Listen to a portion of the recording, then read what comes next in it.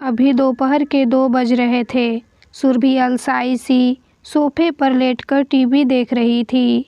आज रविवार होने के वजह से सारा काम आराम आराम से ही हो रहा था। तभी उसके पति नीरज के पास किसी का फ़ोन आया और उसने सुरभि के पास आकर मुस्कुराते हुए कहा, आज शाम को प्रशांत और उसकी पत्नी वंदना चाय पर आ रहे हैं। नीरज की बात सुनकर तो सुरभि एकदम से खुश हो गई। सुरभि को प्रशांत की पत्नी वंदना बहुत अच्छी लगती थी। उम्र में 4-5 साल बड़ी होगी सुरभि से। सुरभि उसे दीदी कहकर बुलाती थी। जब भी आती सुरभि का घर हंसी से गूंजता रहता। उनके पास तो गृहस्थी के टिप्स से लेकर किचन के भी इतने सारे टिप्स थे कि बस सुरभि को तो मज़ा ही आ जाता था। वैसे आज रविवार था और रविवार को कोई भी घर पर आए या सुरभि को कोई ख़ास पसंद नहीं आता था, पर वंदना दीदी की तो बात ही कुछ और थी। नीरज के तमाम दोस्तों की पत्नियों में एक वंदना ही तो थी जिसने सुरभि को दिल से अपनाया था और उसे खुले मन से बहुत कुछ सिखाया था। इसलिए सुरभि के मन में वंदना की एक अलग ही छवि थी और वंदना भी सुरभि को छोटी बहन की तरह ही प्यार करती थी। निश्चल स्वभाव की वंदना जहाँ जाती खुशियाँ ही फैलाती थी। सो वंदना दीदी के आने के नाम पर सुरभि फटाफट पकौड़े के लिए बेसन घोलने लगी। घोलते हुए कुछ याद आया तो बेसन के घोल में थोड़ा सा मैदा और थोड़ा चावल का आटा भी मिला दिया। यह टिप्स भी उसे उसकी वंदना दीदी ने ही तो दिया था कि पकौड़े बनाने हो तो बेसन थोड़ा पहले से घोल कर रखना चाहिए और उसमें थोड़ा सा चावल का आटा और मैदा मिला दो तो पकौड़े बड़े करारे बनते हैं। वैसे वंदना ने पकौड़ों से संबंधित एक और बात कही थी सुरभि से, जिसे सुनकर सुरभि बहुत भावुक हो गई थी। मैं मायके जाऊं या ससुराल, माँ के गुजर जाने के बाद गर्म पकौड़े खाने को तरस जाती हूँ, क्योंकि मैं पकौड़े अच्छे बनाती हूँ तो हर जगह बनाते और सर्व करते हुए जब मेरी बारी आती है तो पकौड़े ठंडे हो चुके होते हैं। तभी सुरभि ने प्यार से वंदना का हाथ पकड़कर कहा था कि वंदना दीदी, अब से मैं खिलाऊंगी आपको गर्मा गर्म पकौड़े। बस आपको जब भी मुझसे मिलना आना हो आप कुछ घंटे पहले बता दिया कीजिए। सुरभि की आत्मीयता भरी बात सुनकर वंदना ने भी उसे बेहद अपनेपन से गले लगा लिया था। ऐसा प्यारा बहनापा था सुरभि और वंदना में। तभी तो अपने कहे के मुताबिक सुरभि वंदना के लिए पकौड़े बनाने की पूरी तैयारी कर बैठी थी। शाम को हंसी की फुलझड़ियाँ खिलाती हुई वंदना अपने पति और बेटे के साथ आ गई। थोड़ी देर में चाय पकौड़ों के साथ सबके ठहाके गूंज रहे थे। वंदना की 7 साल की बेटी शलाखा और सुरभि की 4 साल की बेटी मोनी भी आपस में खूब घुल मिल गए थे। बात करते करते दोनों सहेलियां एल्बम देखने लगी। तब वंदना ने सुरभि की कुछ पुरानी तस्वीरों को देखकर आश्चर्य से पूछा कि वाह, तुम इन फोटो में कितनी अच्छी लग रही हो। कैसे भरे भरे गाल और आँखों में चमक, अभी कैसी डल हो गई हो। सुरभि ने उदासी होकर कहा, ओ मैं मायके में पूरे 1 महीने रहकर आई थी, तब की फ़ोटो है।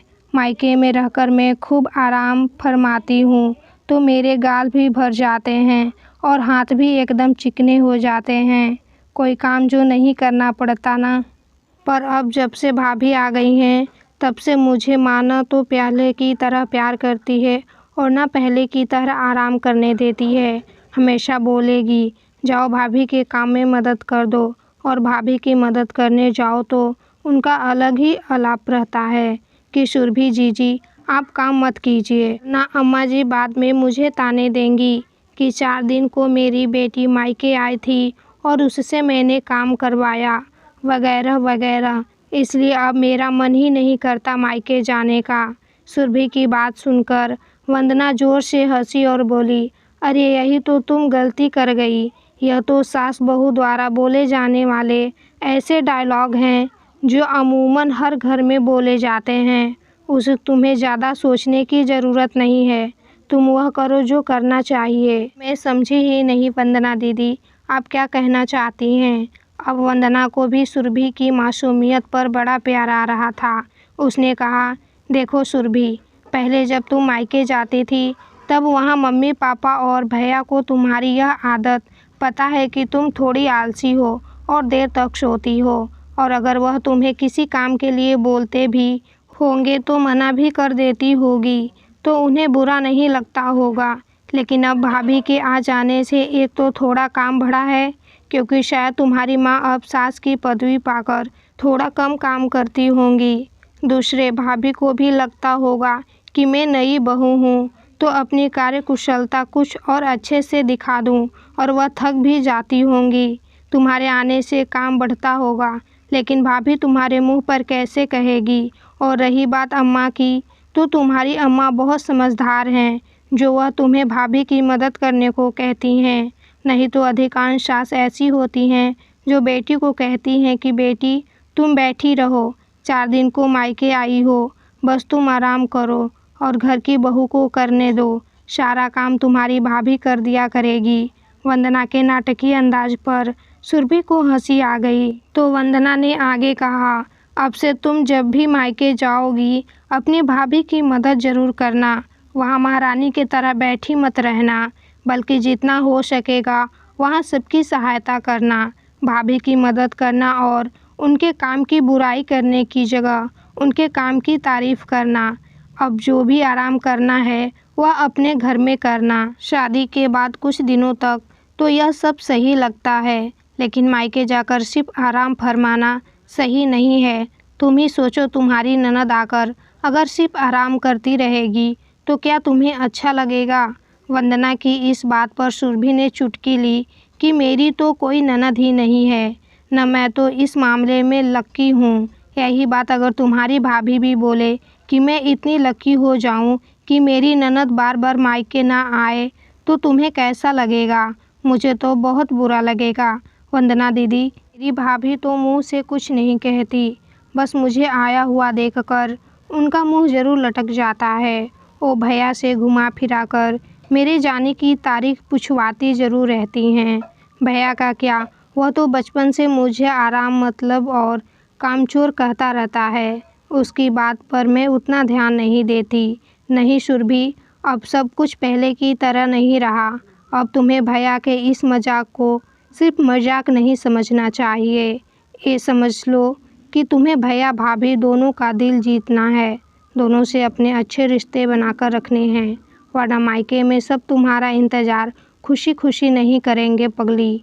ठीक है वंदना दीदी, मैं समझ गई कि अब भाभी के साथ भैया भी पराया हो गया है, इसलिए अब मैं मायके जाना लगभग बंद ही कर दूँगी। नहीं नहीं सुरभि, तुम मायके ज़रूर जाओ, पर अपनी भाभी के काम में हाथ बटाओ और सबकी प्यारी दुलारी बन जाओ। वंदना ने गागर नाटकीय अंदाज में कहा, तो सुरभि को हंसी आ गई।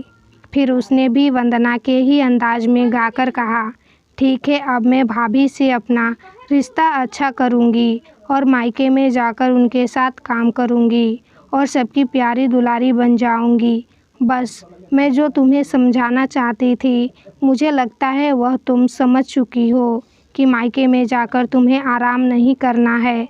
तब देखना वहाँ सब तुम्हारा कितनी खुशी से इंतज़ार करेंगे, और तुम जब आओगी तो तुम्हें कोई आने देना नहीं चाहेगा। उनका प्यार पाकर तुम्हें भी अगली बार मायके जाने की ललक रहेगी। वंदना कुछ देर सुरभि का मुंह देखती रही, फिर उसे एक और टिप्स दिया। वह एक कि जब भी मायके जाओ सबके लिए खुशियाँ लेकर जाओ, सबकी मदद करो, भाभी को थोड़ी फुर्सत दो और सबको अपनी उपस्थिति का ऐसा सुंदर एहसास कराओ कि सब तुम्हारे आने का इंतज़ार करें और तुम्हें पहले से भी ज़्यादा प्यार करें। अब वंदना की बात मानकर सुरभि जब मायके जाती तब कभी भाभी से कहती, आज रात का खाना मैं बनाऊंगी, तो भाभी बहुत खुश हो जाती। कभी कभी शाम में भैया और भाभी को ऐसे ही घूमने भेज देती और खुद माँ के साथ समय बिताती, और पीछे से भाभी के हिस्से का सारा काम भी चुपके से कर डालती। जब भाभी वापस आती तो सुरभि को बड़े ही कृतज्ञ नज़रों से देखती। उनकी नई नई शादी थी, ऐसे में पति के साथ का सानिध्य भला कौन पत्नी नहीं चाहती। ऐसे में जब सुरभि अपनी भाभी और भैया को आपस में एक साथ समय बिताने भेज देती, तब एक तरह से वह दोनों ही मन में उससे बहुत खुश रहते। अब जब भी छुट्टियां होती और सुरभि के मायके जाने का समय होता तो सबसे आगे बढ़कर उसकी भाभी उसका स्वागत करती और उसका इंतज़ार भी उसे बहुत रहता था कि ननद रानी आएगी तो काम में तो हाथ बटाएंगी ही, घर में भी चहल पहल बनी रहेगी। इसके साथ ही सुरभि ने एक और अच्छी आदत अपना ली कि वह अपनी माँ के साथ कभी भी भाभी की चुगली नहीं करती थी। जब भी माँ अंतरा की कुछ शिकायत करने के लिए मुंह खोलती तो सुरभि उनका मुंह हक कर बंद कर देती कि माँ जरा यह भी तो सोचो कि भाभी इतना काम भी तो करती है। अगर वह सुन लेगी कि मैं और तुम उसकी शिकायत कर रहे हैं तो उन्हें कितना बुरा लगेगा। शुरू में मुझे भी घर का काम कहाँ आता था, वो तो मुझे सास के साथ ज़्यादा दिन नहीं रहना पड़ा और मेरी कोई ननद नहीं है, इसलिए मुझे ताने कम सुनने को मिले और मेरा गुजारा चल गया। ज़रा सोचो, मुझे अगर ससुराल में यह सब सहना पड़ा तो मुझे भी तो बुरा लगेगा और तुम्हें भी अच्छा नहीं लगेगा। बोलकर सुरभि ने माँ की तरफ प्रश्नवाचक दृष्टि से देखा। तुम बोल तो बिल्कुल सही रही हो बेटा, अगर तुम्हें सास का सहयोग ना मिले और ताने सुनने पड़े तो मुझे भी अच्छा नहीं लगेगा। गायत्री जी ने सुरभि की बात से सहमत होते हुए कहा। वैसे सुरभि ने जो बात कही थी वह बात एक सास की समझ में नहीं आती, लेकिन एक माँ की समझ में आ गई। गायत्री जी एक सास से पहले तो एक माँ थी। जब उन्होंने सुरभि को भी अंतरा की जगह कल्पना किया तब उन्हें लगा कि नहीं, मेरी बेटी के साथ ऐसा होगा तो मुझे बहुत बुरा लगेगा। इस तरह से प्रेम के सुनहरे बंधन में अंतरा और सुरभि बंध गए थे कि ननद भाभी का रिश्ता एक उदाहरण बनकर रह गया था। इसमें गायत्री जी का भी बहुत बड़ा रोल था, क्योंकि वह ननद भाभी के प्यार को बढ़ता हुआ देखकर खुश होती थी और अब अपनी बहू की शिकायत बेटी से करना उन्होंने बंद कर दिया था। सुरभि ने जब से अपनी सोच और अपना व्यवहार बदला था, तब से सुरभि की पूछ मायके में पहले से ज़्यादा होने लगी थी और सब उसका इंतज़ार खुशी से करने लगे थे। खासकर ननद भाभी के बीच स्नेह तंतु जुड़ जाने की वजह से घर का माहौल भी एकदम तनाव रहित रहने लगा था। अब अंतरा का मुंह सुरभि के आने से बिल्कुल भी मलिन नहीं होता था, उल्टे वह सुरभि के आने के नाम पर उत्साह से भर उठती थी। सुरभि के लिए भी मायके प्रवास यादगार बन जाता था। वैसे इतना सारा सुखद बदलाव एक दिन में चमत्कार की तरह नहीं हुआ था, बल्कि धीरे धीरे रिश्ते की नाजुक डोर मजबूत हुई थी। रिश्ते निभाने के लिए धैर्य, त्याग, अपनापन बढ़ाना पड़ता है और मन की कलुषित भावनाओं की तिलांजलि देनी पड़ती है। यह बात अब सुरभि अच्छी तरह समझ गई थी।